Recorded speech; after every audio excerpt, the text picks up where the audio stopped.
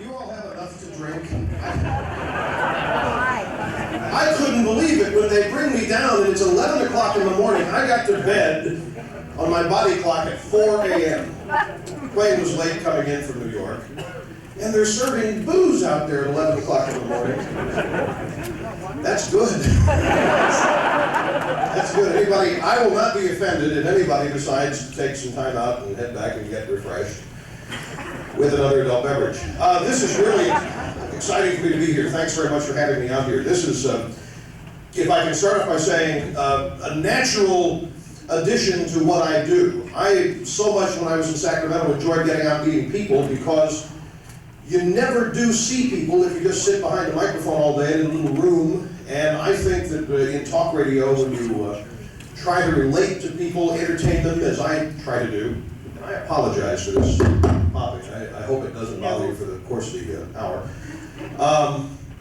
It's just good to see people in person, and I'm flattered you've taken time to come out. And what I like to do at these events really is what I look forward to is the question and answer session. And I hope none of you will be ashamed or intimidated or threatened by coming up and asking questions. It really is the most fun thing that we get into. Because during the first part of the presentation, I'm not going to talk about issues at all.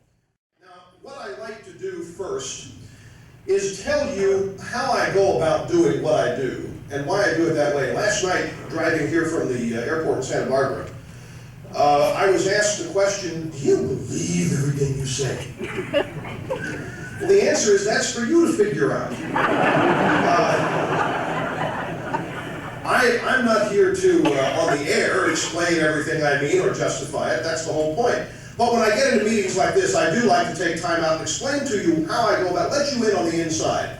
Now, there are a number of different ways of doing a talk show, and most of them, as you know, feature guests and interviews and themes and topics.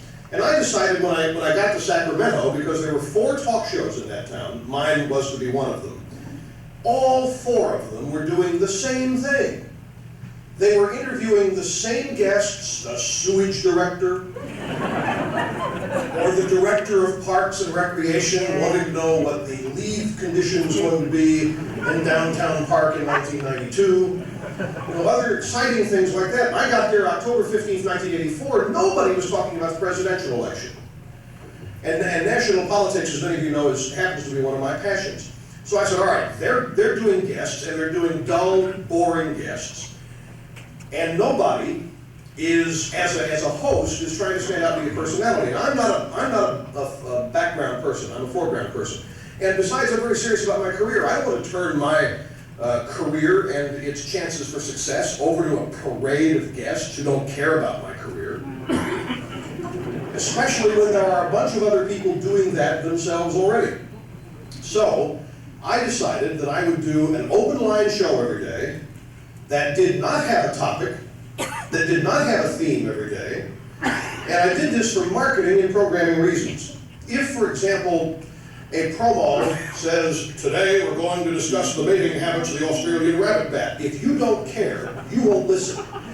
But if you don't know what's coming, and more often than not you enjoy what you hear, you'll stick around because excitement's only a phone call away when there's no guest. And if you get a dull phone call, which I'll get into in a moment, that's easily dispensed with. But a dull guest, it's